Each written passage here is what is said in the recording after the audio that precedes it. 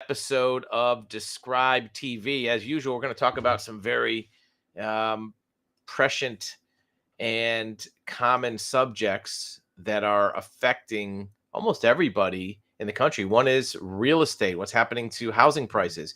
And there's some very clear indications of what is going to be happening with housing prices, both purchase and even rents over the next 24 months. So, if anybody here is trying to guess and predict the future of where home prices will be in 2025, this is the episode for you. This will paint the picture of where not only what the experts are saying, but really what the data says, what the facts say, taking out your feelings, opinions, really what's going to happen. A lot of us have wishful thinking about what's going to happen with home prices. If you're a buyer, you want home prices to go down and interest rates to go down. If you are a current homeowner that doesn't have any plans to buy or sell, you want home prices to stay the same so your taxes don't go up and your insurance doesn't go up. If you're somebody who wants to sell a house, you want home prices to go up, but mortgage rates to go down. So everybody has different opinions about what you want to have happen, and we'll take a look at what's really going to happen. Also, we're going to talk again about electric vehicles, EVs. Why is that important? Well, you may not have an EV, you may not care about EVs, but electric vehicle transition in the market is affecting everything from auto repairs to taxes to municipal budgets to roads being fixed. This is having a domino effect all across different parts of the economy. Another question we're going to talk about and show some data is why are all the commercial properties remaining vacant? You would think that if a commercial property owner had vacant space and empty space that was sitting there for too long, why not just lower the price and rent it? Well, there's a couple reasons why there's not a there's a lot of financial penalties for renting a place cheap. If your rental rate is $2 or $3 a square foot per month and you lower it down to $1.50, you may actually permanently cause financial harm to your balance sheet by doing that. So we're going to take a look at why there's so much vacant commercial space, what can be done about it, and more importantly, is it going to last? Because that vacant commercial space affects everything else. It affects the home prices in the area, it affects crime, it affects the tax base for your town. So your town may not have as much money for schools. So we're going to see how that all plays out. But obviously, the first thing that everybody wants um, to talk about is home prices. So everybody has a stake in this. You live somewhere. If you own a home, you rent a home, you want to buy a home, this affects everybody.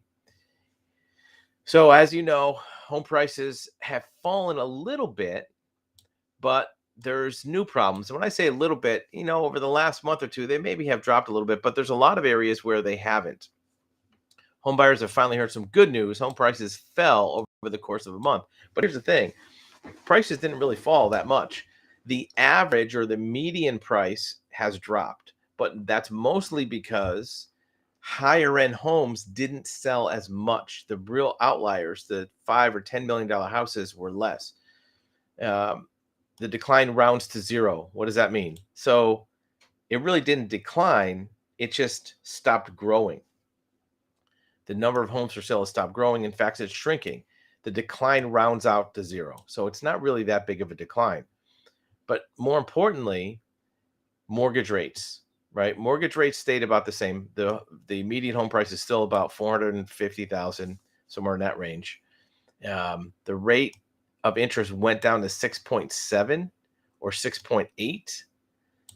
And the bigger problem is the number of homes for sale is shrinking. Here's what's happening. When the transaction price for homes shrinks and all of the sellers who were in the market over the last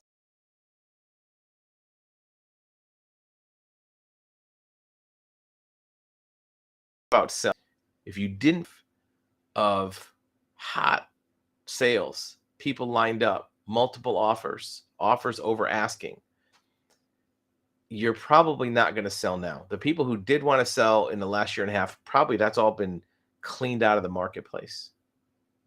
The people who are homeowners now, are ones that don't really need to sell, don't really want to sell. Sellers with locked in mortgage rates are unwilling to trade in an affordable monthly payment for a higher one. So that tells the story. These homeowners control the inventory. Whether you like it or not, any house you would want to buy is currently owned by somebody else. For you to be able to buy it, that person has to want to sell it. Will the number of homes for sale keep shrinking? Yes. Home buyers holding out for a surprise windfall of listings will be likely to get burned. The inventory is the decline for the year as a whole. Ongoing lack of existing home sellers. So home sellers are realizing that there's no reason to sell right now. The prices aren't going to go down. Even if they do want to sell in the next year or two, they're going to get the same price. And there's no inventory for them to really replace their house with. The larger issue is mortgage rates actually ticked up, but home buyers are not deterred.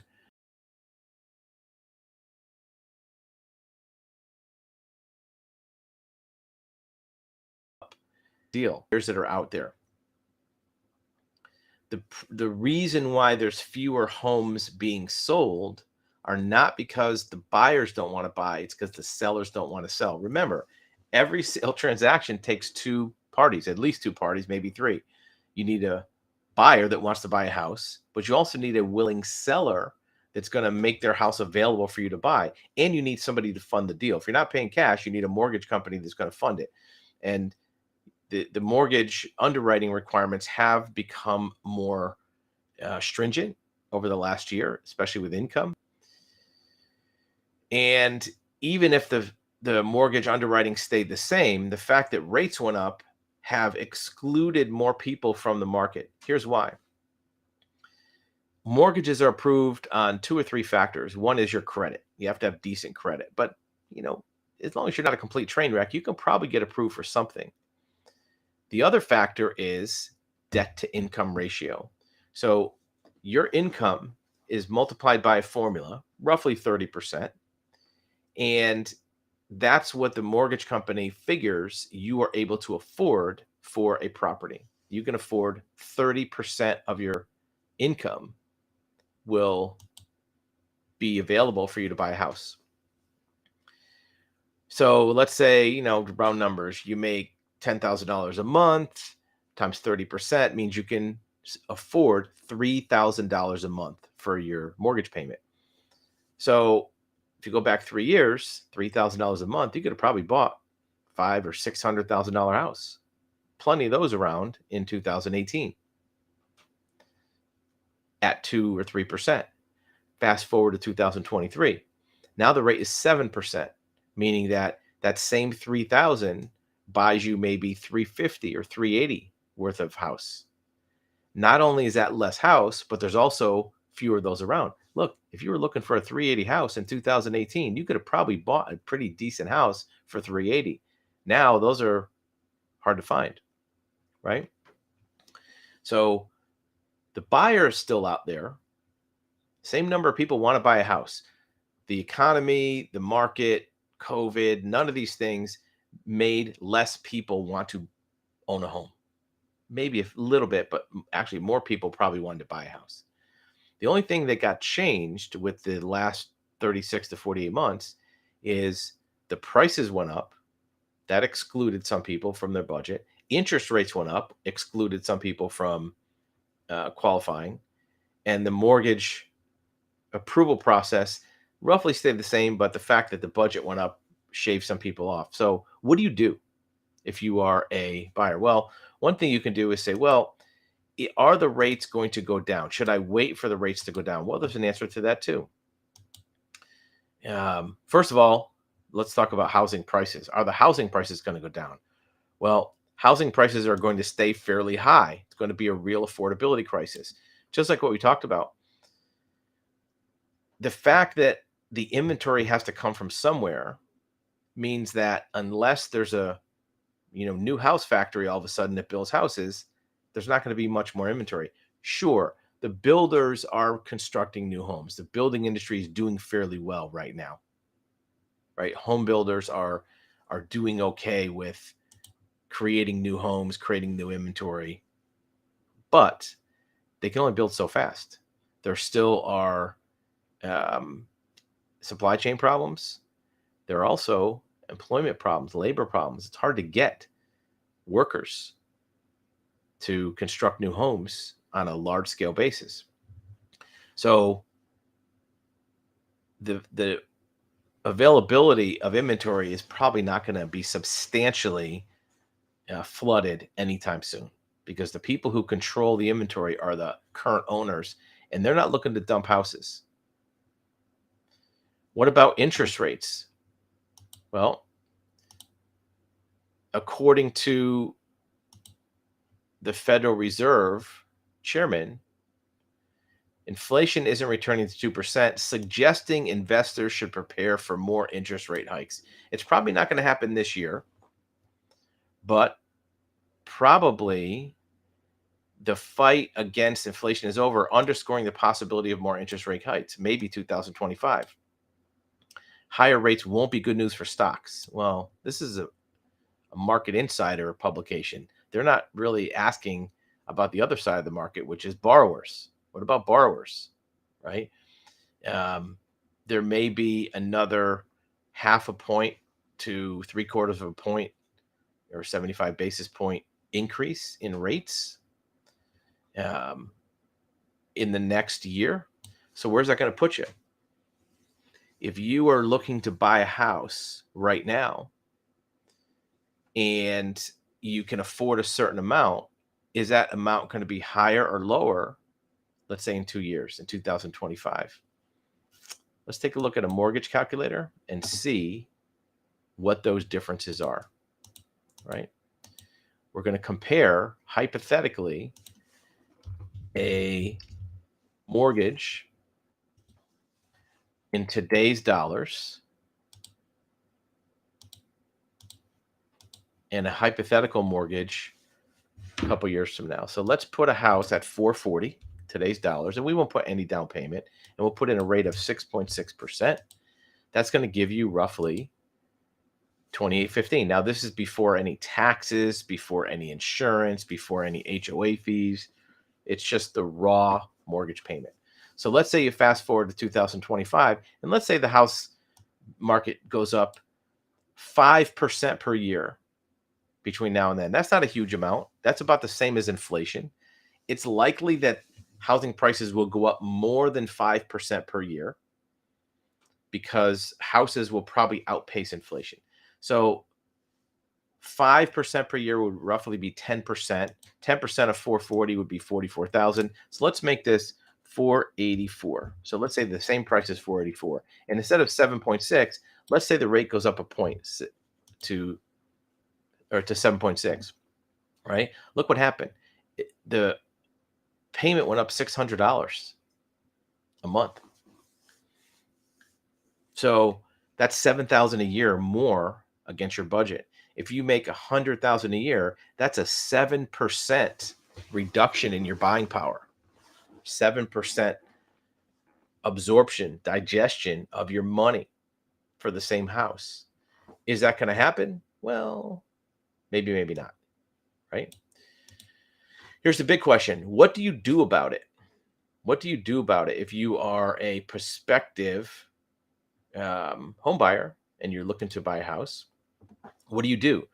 Well, recommendation that we've always said is go ahead and buy the cheapest house you can stand right now. Go out and figure out your budget, buy a house. That cheapest house is certainly going to be less of a house than you planned on buying. It's not going to be as nice, not going to be as luxury. Try to buy the neighborhood, try to buy a location, an area, a lot. If the house itself needs some updating, that stuff you can change later. You don't want to buy something structurally unsound. You don't want to buy a house in a bad neighborhood, a bad town, a place you don't want to live. Buy the house that's in an area that's the cheapest you can stand, even almost if you can't stand it. If the carpets are old, the paint is no good, um, the kitchen is outdated. Those things you can update later. What you can't change later is the fact that you didn't buy a house right now. If you lose out on that uh, mortgage rate jump, or the fact that home prices go up, you can't change that. The property you can't change. You can't change the location. You can't pick up a house and move it. The size of the lot you can't change. The town you can't change. Buy those things. Lock into those things. Now, you might say, well, what if interest rates goes down? Well, that's great. You can refinance. What if home prices go down? Well, it's possible. We've seen the math on the number of houses being built. But even if it does, what would you rather have? If you have a house that's 450,000 and it goes down 5%, or if you have a house that's 250,000 goes down 5%, the 250 house is going to lose less money. In fact, the home price reductions affect the higher end houses more because they're more sensitive, they're more price sensitive, right? And we already know it's almost um, irrefutable that the interest rates are going to go up. That's going to happen. Home prices, we don't know. But the Federal Reserve chairman is saying interest rates are going to go up. Now, they said it might, but you have to read between the lines. When the chairman says it might go up, that means they're telegraphing, they're predicting, they're kind of warning you that they're going to go up. So there's almost no doubt. So what is that going to do to home availability? Fewer people that are in a 2 or 3% mortgage, even less of them are going to want to sell their house, right? If they have a 2.8 mortgage and the new rates are 7.8, they're not going anywhere. So the inventory is less likely to be flooded with resale homes if the rates go up. So buy the cheapest house you can afford. If for some reason home prices go down, you'll be ahead of the game because your 250 house is only going to go down this much. The 500 house will go down this much. So you can trade up a lot easier. You'll still be ahead of the game if you do that. Now, I understand not everybody is saying, I want to buy a house. And a lot of people are waiting for a crash in real estate. Look, everybody could be wrong. The real estate could crash tomorrow. But you have to look at the fundamentals, why it's going to crash. Not your opinion, not my opinion. I don't have an opinion. I can care less. But I'm looking at, from a logical standpoint, what does connect the dots? What does it show is going to happen? Sure, one of the dots is people can't afford a house.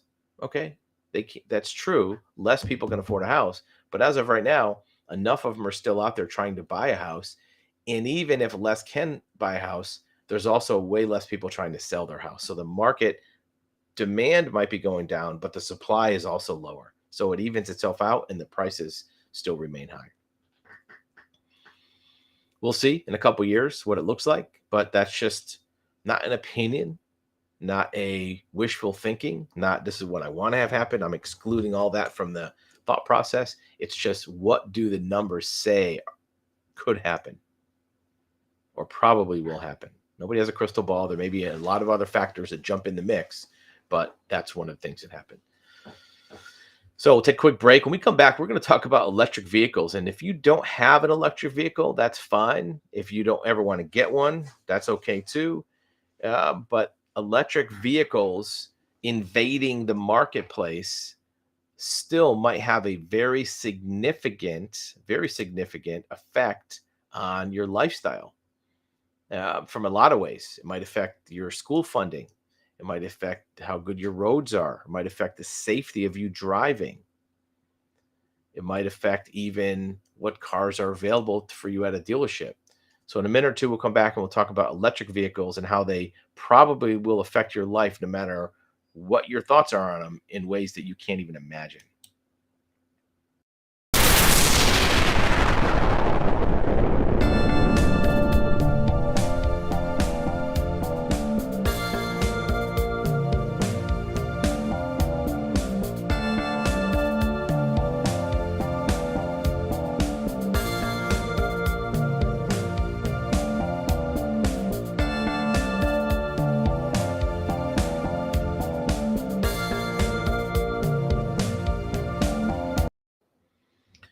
All right, we're back. Only took a second. We're going to talk about electric vehicles. And, Everybody has a strong opinion about electric vehicles, and here's one of those very strong opinions. You couldn't be more strong than this. Electric cars are an expensive scam. If EVs were really an innovation, the state wouldn't have to bribe and force companies to produce them. And by the way, force and bribe consumers to buy them. There's some truth to that, right? Um, Even the advances EV makers like to brag about have been a regular featured of gas vehicles going back generations. At best, EVs, if they fulfill the promise, are a lateral technology. It means that they're not any better, not any worse. They're just going sideways, right? So this may or may not be true. You can make arguments either way.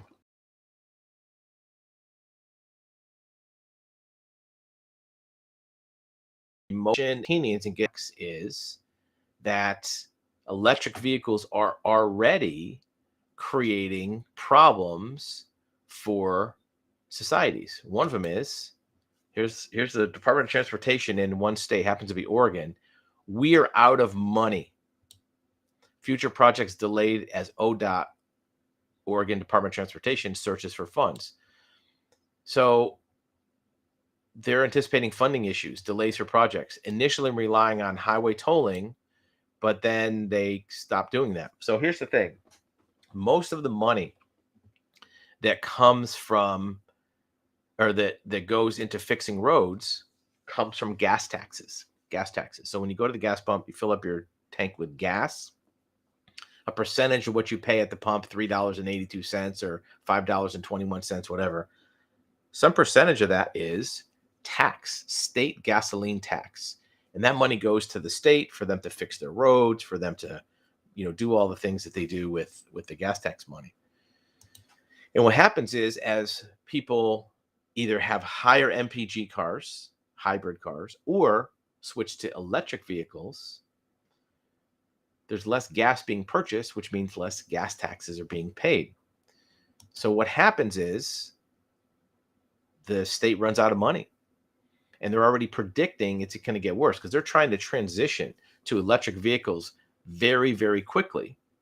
And this transition, they do the math. They have a calculator. They can say, well, if we sell 25% less gasoline, we're going to collect 25% less gas tax, and our budget's going up. Even if they collected the same amount, they would be at a deficit because the amount it costs to fix roads and bridges and repair safety items, it's always going up. Inflation affects everybody, including the government. So what does the state do? Well, in many states are looking at doing tolls. Where in Oregon, they were going to put a toll on the bridge to go from Portland across the Columbia River. Well, people didn't like that idea. We don't want to pay tolls. So now what you're talking about is what's called mileage tax. So as fuel taxes plummet, states way following an Oregon program, charging by the mile instead of the tank. So what they do is they put this little chip on your vehicle. See this guy holding up this green chip. This happens to be, I think, in Arizona. And they see how many miles you drive and just charge you a tax based on your mileage, because this replaces motor fuel taxes, which are generating less each year due to the part of fuel efficiency and the rise of electric cars. Even the federal government is about to do its own program funded by $125 million. Only 3 states are doing it now: Oregon, Utah, and Virginia, and they're generating road taxes from this. Hawaii will do it soon. Without action, the gap could reach $67 billion due to 2050, or by 2050 due to fuel efficiency. I'm not counting EVs, just fuel efficiency. So a lot of states are saying, how can we replace this money? And they're going to put a chip on your car. The problem is, even if you have and somehow are able to keep your gasoline car, they're going to switch over to this mileage tax. And that chip can do more than just track your miles for taxes. They can tell other things that might be usable for the government. Some states are adding other taxes, 27% tax to home deliveries from Amazon. You might not think that affects you, but of course, Amazon has to add that to their cost structure, right? So either way, it's going to come back and cost money. Some estimates show that the cost of electricity to charge your car isn't any less than what it would have been to put gasoline in your car. EVs are touted as being cheaper because it's, cheaper energy, but your electric bill might go up the same amount as what you would have put gas in a car. It's not always the case, but some estimates have said that. So now you add on this other tax for your mileage, and it may not be the same advantage that people thought. In California, they're doing something different. They're jacking up their gas tax, right? Their gas tax is $1.25 higher than the national average. So the California solution is just to make the tax more, right? And that's going to, again, raise your total cost of driving a vehicle. Another factor is, no matter what the government does, they are going to definitely still collect less tax than they did before overall, which means they're going to have less money to spend on things like keeping the roads up, keeping the bridges safe, and there's going to be more wear and tear on your vehicle because the potholes are bigger. There's going to be more potential danger for bridges. There's going to be more examples of side roads not being maintained as well. So the private sector and the public sector have two different methods of operating their business. The private sector, like a private company, they have to manage their budget every year, make sure their income equals their expense. Public sector, they can kick the can down the road a little bit. If they don't have enough money this year, they can not fix a bridge or not fix a road. You can do research on how many bridges across the country have been inspected to be functionally deficient, structurally unsound, and that's only going to get worse as time goes on. Another factor in electric vehicles is that auto repairs might be a problem. Why it's impossible to get your car repaired this summer: a shortage of parts and technicians, more complex auto technology. Well, what does that mean? Well, here's the thing. Electric vehicles are being the automobile market's transitioning to electric vehicles. In fact, just this week, Jeep announced they are no longer shipping gasoline-powered vehicles to their dealers in 14 states. They're only going to ship EVs or hybrids. And this is going to take on, more life of its own. A few years ago, both Ford and Chrysler announced that they weren't putting any more R&D development into gas vehicle engines. So they're already starting to scale back. What that means is they're not overproducing parts and training for gasoline legacy vehicles. That's already creating a shortage of parts. Look, if we're in 2023 and new electric vehicles are only 5 or 6% of all the vehicles sold, and already there's a shortage of parts and a shortage of technicians, what's going to happen in 2 or 3 years or 5 years to the ability to repair gasoline vehicles? The factories don't want to produce a lot of excess parts because they know that these vehicles are going away. They know that gasoline vehicles are going away. They're making them go away. So why produce millions of dollars worth of parts and do training for technicians for vehicles that they know are going to be pretty much gone? Another factor that could be coming into play is reliability. If you're a manufacturer and you know that you're not going to be producing, let's say, a gasoline, I don't know, Jeep Cherokee, who cares if it gets a bad reputation for quality and reliability? Because in 5 or 6 years, that car's not going to be on the market.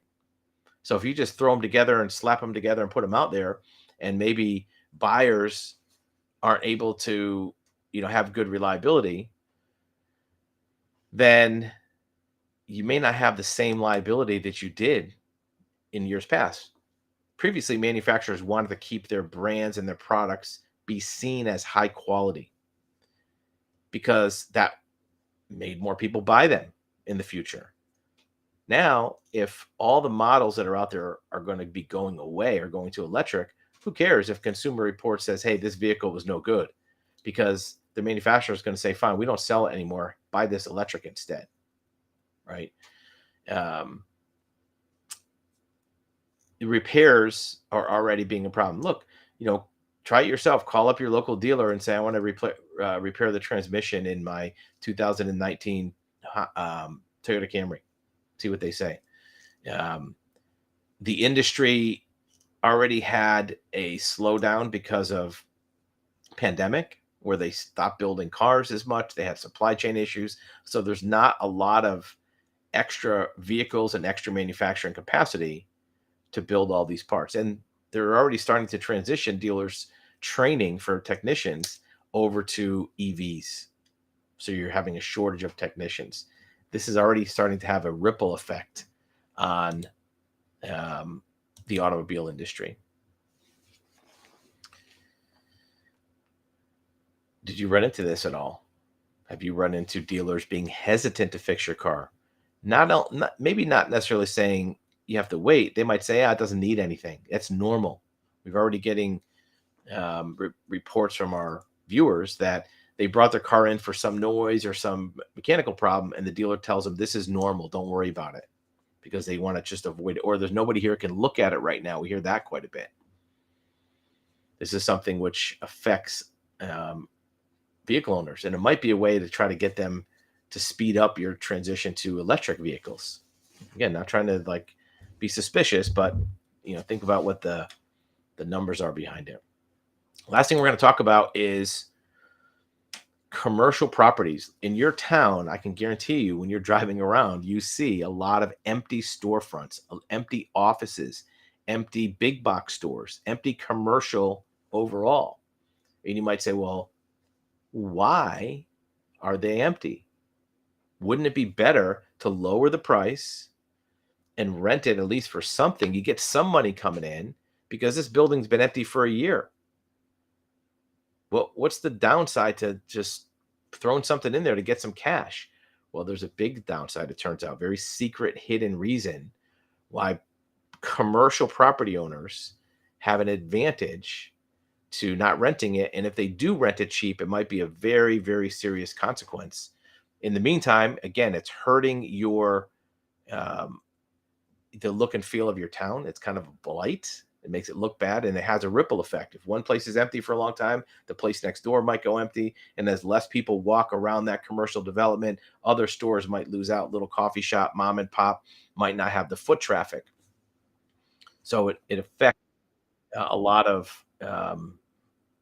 surrounding businesses. Plus, the tax revenue from that doesn't flow into your schools, doesn't flow into your fire department, and all the other things your municipality needs. So we'll be back in a second, talk about why that's the case, and we'll see you in a minute or so.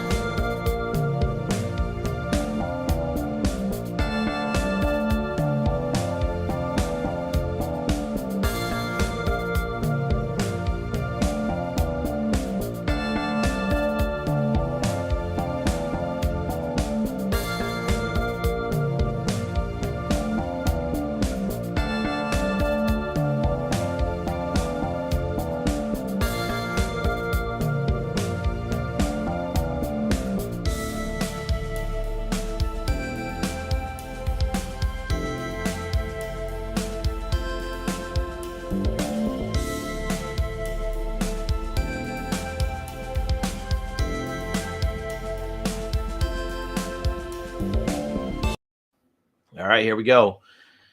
Here is a picture of a empty storefront. The retail apocalypse leaves vacant box stores from sea to shining sea. Couldn't be more dramatic, right? So this is a reality in big cities, small towns, um, medium municipalities. So what's going on with commercial vacancies? Well, There's a number of reasons why the vacancies happen to begin with, but we'll look at that briefly, but then look at why it's staying that way. And it may not be what you think. It may not be that there's not companies that want to move in. It may be that the landlord, property owner, doesn't want to rent it out. So if you have a building like the one we just saw, had some retail place in it, maybe the economy in that area declined. Maybe because of work from home, less people are out and about buying stuff. Maybe in a big city, there's office space that's empty because that company went to more work from home, remote work, and the supporting companies for that office, it's a ripple effect, right? So now the place is empty. And some of these companies want to wait, okay, maybe after pandemic it'll bounce back and people will move back in. Doesn't happen.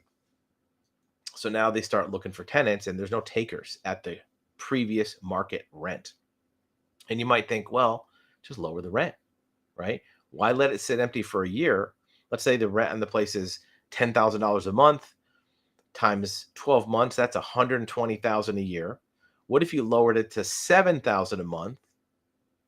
That's still close to 100,000 a year. At least you got something, right? At the end of that year, you'll have 100,000 in your pocket rather than having zero in your pocket. Why not do it? Well, there's a couple reasons why. One is what's referred to as a cap rate, capitalization rate. These commercial buildings are not on the same kind of mortgage that a retail consumer gets for your house. When you buy a house, you get a 30-year fixed mortgage. That mortgage goes into place, it's at a certain rate, and it's 30 years you have that loan for. You have that money to buy the house. You don't have to do anything. It's done. You can refinance if you want to a lower rate, but really refinance is kind of a misnomer. Refinance doesn't mean you take that mortgage and redo it. You get a whole new mortgage. So if you have a mortgage for 300,000 and you want to refinance, you get a new mortgage for 300,000 at a lower rate and pay off the first one with the second one, right? That's how it works. With a commercial property, there's no long-term mortgages. What happens is you get a mortgage or a capital loan, commercial loan, that is usually interest-only payments. You're not paying down your mortgage. If you buy $1 million building, you pay payments for 5 years, you still owe $1 million.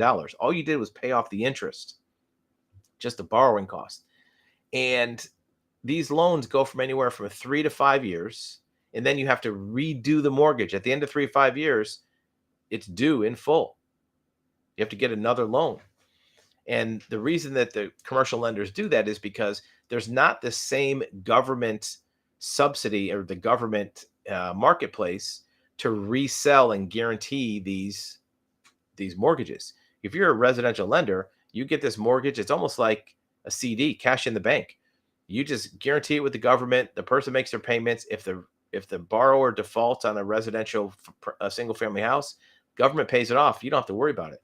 On commercial properties, you're taking the risk. So every 4 or 5 years or 3 years, you want to have them get a new mortgage to make sure that they're still good, that your money's not at risk. So what they do when you apply for a new mortgage after 3 or 5 years is they're going to look at some things. They're going to look at your cap rate. They're going to look at your vacancy. They're going to look at your credit. And the cap rate is important because that determines how much can be paid. The mortgage payment is determined by how much revenue is coming from that property.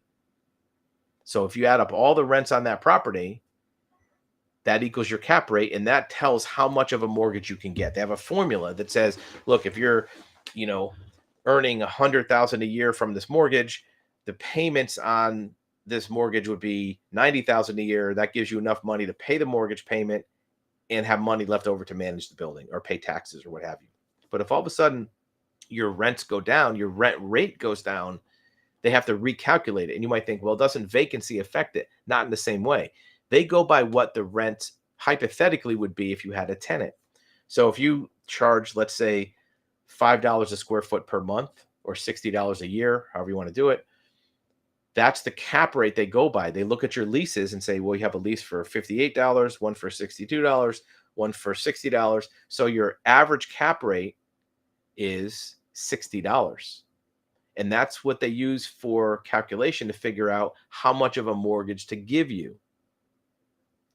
If all of a sudden you rent one at $35 a month, that throws off your cap rate, throws off your average, and they can now apply that to all the space in your building, even the ones with a higher current lease, because they figure, well, if you offered it 35 to this person, when the other tenant comes up for renewal, they're going to want the same deal. So that $35 now is the valuation used for your entire building, or at least it affects the valuation. It's not quite that simple, but it at least it skews the numbers.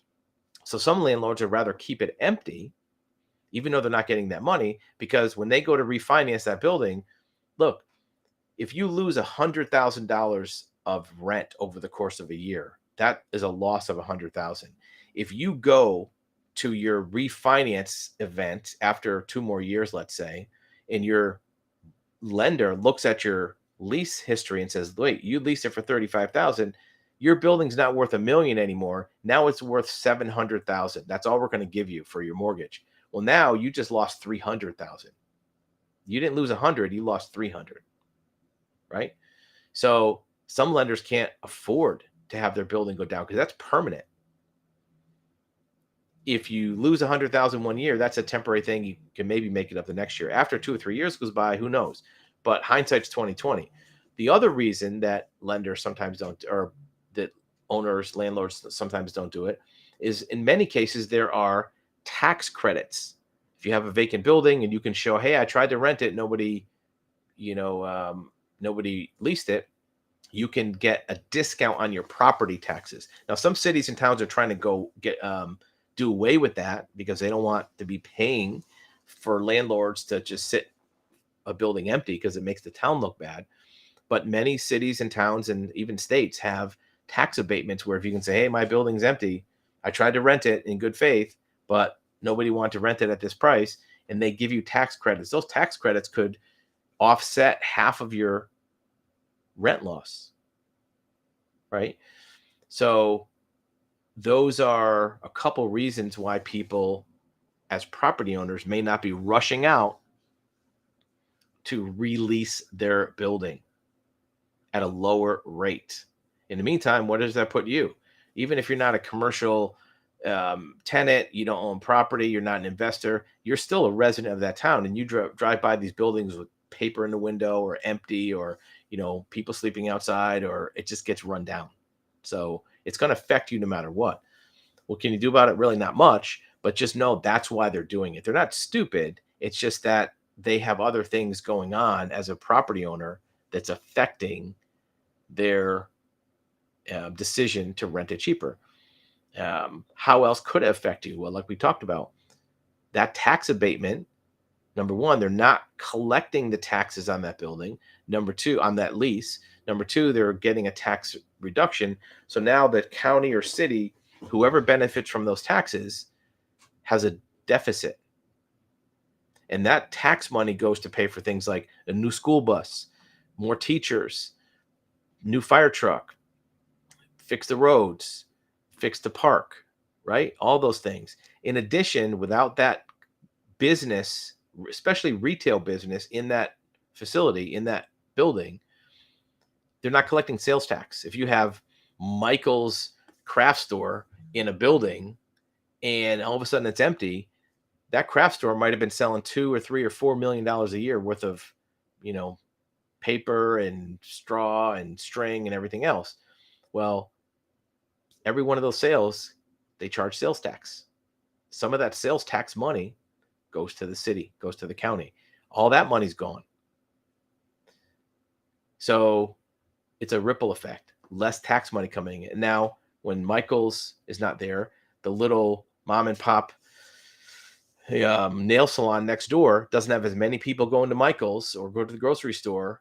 So they're not doing as many nail appointments. They're not doing as many haircut appointments at the barber shop or the hobby store or whatever else is in that shopping mall. If the big store loses, it goes out of business or closes, all the other little stores lose business. And they may not close. They may not completely shut down these little stores, but their sales and their revenue is going to decline.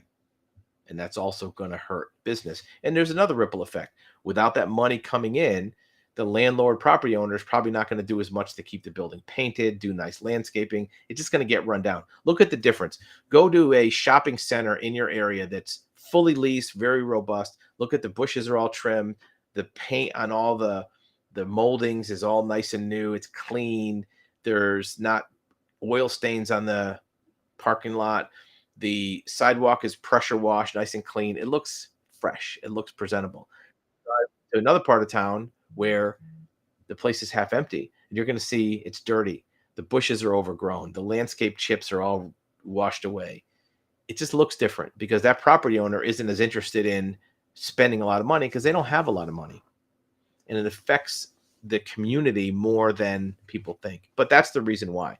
It's partially not the landlord's fault because, if they drop their price, their cap rate goes down and they might get hammered on their next refinance. There's nothing really anybody should do about it, but it's just what happens in the marketplace when there's less business. And that's why municipalities should really look at their budgets. Municipal budgets are a huge thing to really keep an eye on. If you're, a citizen of a town, 10-year city council meetings, your fire board meetings, all of the organizations that have budgets, municipal budgets, and make sure those budgets are being planned for properly. Just like you plan your personal budget for your groceries and your mortgage and your gasoline, make sure that your municipal budget is being managed properly. Make sure the money is being spent well, because otherwise you run into what happened here. This was a scenario that happened also in Oregon, where there was a small town that was that had a fire district, and that fire district had a small town slush fund. It wasn't a ton of money, right?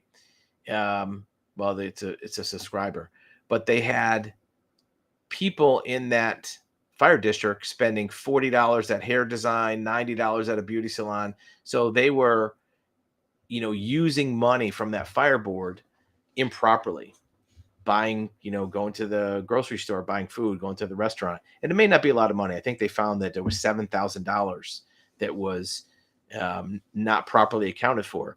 Well, in a small town, that $7,000 could be, an extra pump for the fire truck. It could be more turnout gear. It could be, more rescue equipment, right? It could be life or death stuff. So to whatever extent you are a member of a community, remember there's a budget in that community that you're not seeing every day because you might just think, hey, they're taking care of it the right way. But with municipal budgets being squeezed because of tax reductions and income reductions, there's more of a need to make sure all the money is being spent well. So let us know what your thoughts are. As always, in the comments, be aware that you have available speaking to actual professionals if you'd like to do that. Subscribe to our channel. Definitely put comments. We use your comments to decide what we're going to talk about on the next video. And we'll see you next time around. Are you tired of automated systems and chatbots when you need assistance? Experience actualhuman.com and connect with real professionals, not automation. At actualhuman.com, we bring you a network of professionals who are excited to answer your questions and provide guidance. Getting started is easy. Let us show you how. Here's how it works. Step 1. Select the best date and time for your video call. Step 2. Describe your situation and the areas you're looking for advice. Step 3. Connect one-on-one with an expert and get the undivided attention that you deserve. Experience the difference. Visit actualhuman.com today and schedule your professional consultation.